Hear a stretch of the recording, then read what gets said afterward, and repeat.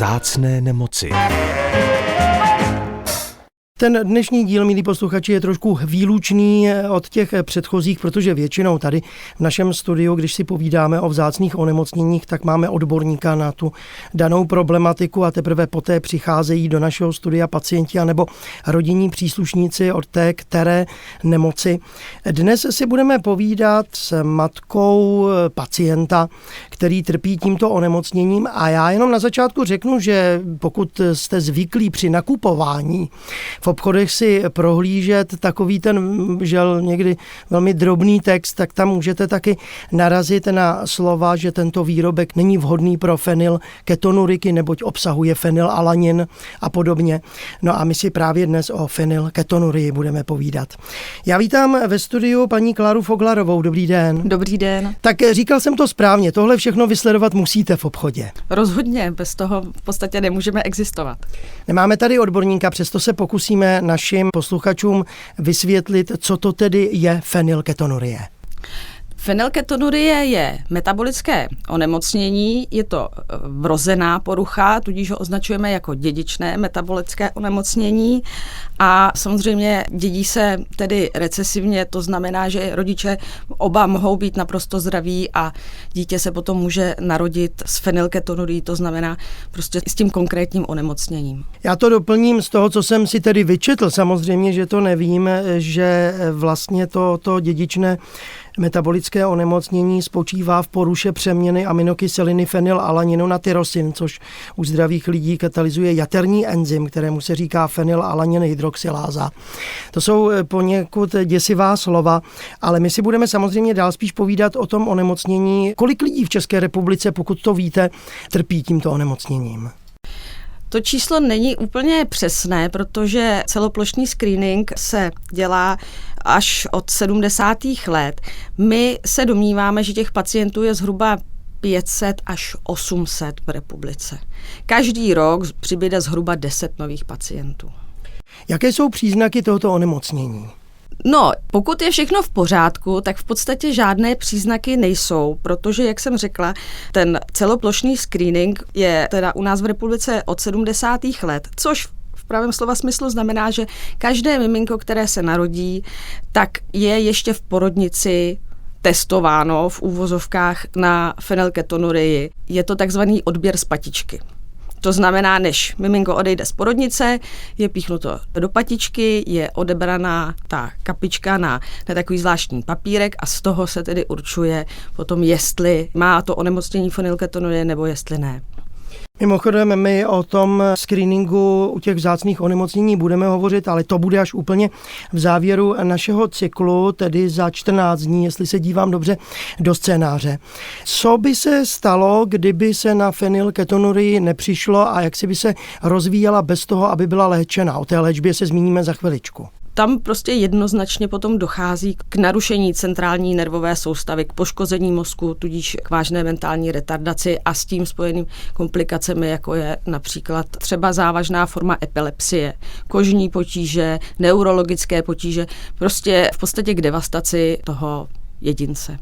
No a teď se povšimněme tedy léčby tohoto onemocnění. No, ona je vlastně ta léčba jediná a je strašně jednoduchá, je založená na nízkobílkovinné dietě, přesně je řečeno na omezení příjmu fenylalaninu v přirozené stravě. To je to, o čem jsem tady vlastně hovořil na začátku, že musíte sledovat to, co je na těch výrobcích uvedeno, ale je to opravdu tak jednoduché, všichni výrobci to dodržují?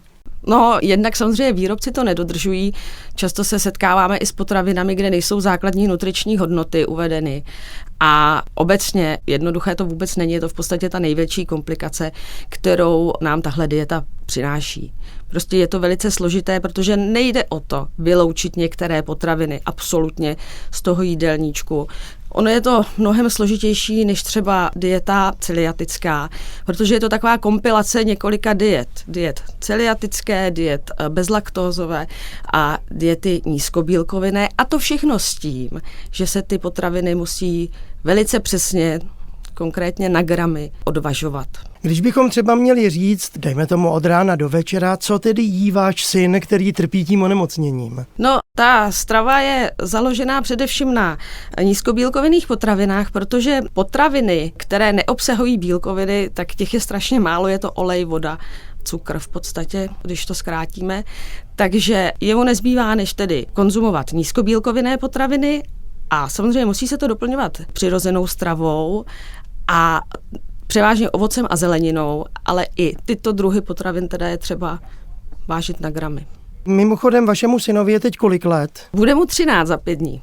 Tak to už je poměrně vysoký věk, kterým musel prožívat toto onemocnění a přišlo se na to tedy včas ve vašem případě. Ano, zaplať pánbu. Já jsem na vás ještě neprozradila, nechával jsem to na konci, že jste kdysi působila v Národním sdružení PKU a jiných dědičných metabolických poruch, jak jste mi prozradila před natáčením. To znamená, můžeme si chviličku přece jenom, i když už v tom sdružení nepůsobíte, popovídat o tomto národním sdružení. Určitě. Tak koho sdružuje, je asi jasné, je tam taková ta zkratka PKU. A to jsou pacienti s fenylketonurií, ano. Kdo se může stát členem, je asi jasné, tohoto národního sdružení, jak pacienti, tak rodinní příslušníci. O co všechno toto sdružení dbá? No, snaží se v podstatě zlepšit život fenylketonuridů obecně. Když se na to podíváme tak jako z větší dálky nebo s tím odstupem, tak ono musí plnit mnoho funkcí. Sdružovací. Ta je strašně důležitá pro určitý jaksi komfort a pohodu v té rodině.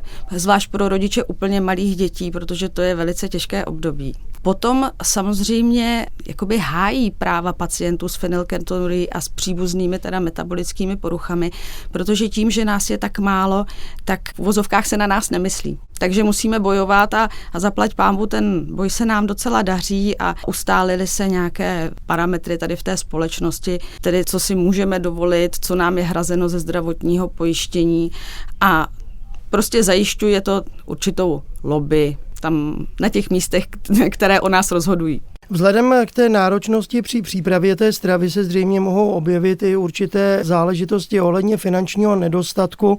Zřejmě i o to dbá Národní sdružení PKU a jiných dědičných metabolických onemocnění, protože tady můžou k tomu přispět i sociální aspekty, je to tak? No, já myslím, že rodiny fenylketonuriků a teda dětí s jinými metabolickými poruchami mají ty životní náklady opravdu vyšší. Vzhledem k tomu, že ty děti jsou odkázány na ty potraviny a ty potraviny, respektive ta dieta je skutečně kauzální léčbou, tak prostě není jiné cesty, než ty peníze na to vynaložit. A ceny těch potravin jsou samozřejmě ve srovnání tedy s běžnými potraviny neúměrně vysoké. Jestli chcete, můžu tady sdělit nějaké, já jsem si ještě pro jistotu koukala teďka, jak se ty ceny pohybují přesně.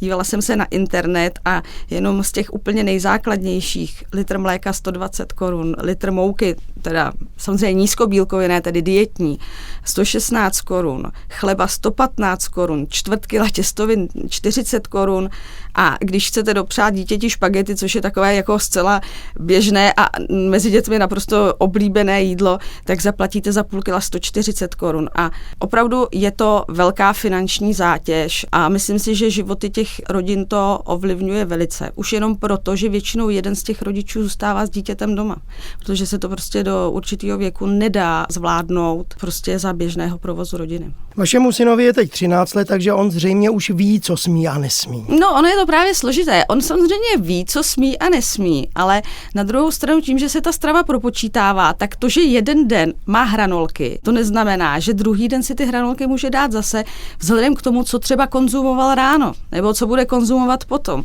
On zatím prostě není stavu, byť je mu skoro 13 let, si rozmyslet, co ten den bude jíst a přinejmenším to musím korigovat já, protože samozřejmě může nastat to, že k snídani si dá nějaký v uvozovkách sojový jogurt, k obědu si dá ty hranolky a k večeři by si chtěl dát brambory s výpekem z kuřete a už je někde, kde prostě být nesmí. A přitom každou tu potravinu zvlášť konzumovat může, pokud je vhodně doplněná nízkobílkovinnými potravinami. Tak to je z hlediska té diety opravdu velice onemocnění, které lze zvládnout, ale přece jenom přináší řadu problémů. My jsme dnes hovořili o tom, že existuje Národní sdružení PKU a jiných dědičných metabolických poruch. Já vím už od svého hosta, paní inženýrky Markéty Lhotákové, že je také členem České asociace pro vzácná onemocnění, takže můžeme asi poradit všem lidem, kteří ještě o těchto organizacích neslyšeli, že se mají kam obrátit a na internetu je určitě najdou. Rozhodně. Já moc děkuji paní Kláře Foglarové za její dnešní příspěvek do našeho cyklu. Přeji samozřejmě v rámci té choroby co nejvíce spokojenosti, především u vašeho syna i vaší rodiny. Děkujeme. Těším se na shledanou. Já též, na shledanou.